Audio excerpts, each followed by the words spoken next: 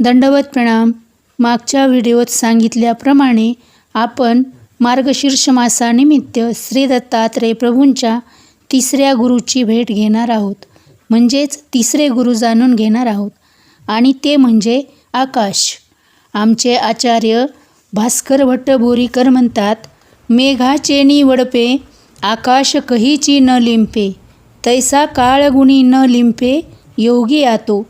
मेघाचेन वडपे म्हणजे मेघाच्या वर्षावाने पृथ्वी जलमय होते, परंतु आकाशावर त्याचा एक थेंबही दिसत नाही. तसे योगी काळ आणि गुण यांच्यामध्ये लिंपायमान होत नाही, म्हणजे कोणताही काळ असो अथवा कोणताही गुण असो, तिथे तो रमत नाही. आकाश आंतरबाह्य व्यापून असले तरी अलिप्त आहे, अथांग आहे, आणि या आकाशाला मी गुरु बनवलेले आहे असे श्री दत्तात्रेय प्रभू यदुराजाला सांगतात.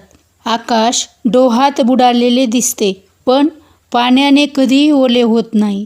तसाच विशाल आणि अथांग हृदयाचा असलेला मुनी म्हणजेच संन्यासी योगी आकाशासारखा कोणातही लिंपायमान होत नाही, अलिप्तच राहतो. अलिप्त होणे म्हणजे शून्य होणे. प्रपंच करत असताना त्यातच गुंतून न राहता परमार्थाशीही जोडले पाहिजे. सतत ईश्वराचे चिंतन केले पाहिजे. जवसाच्या फुलासारखा आकाशाचा रंग आहे आणि तसाच वर्ण श्रीकृष्णाचा आहे, अथांग निळा.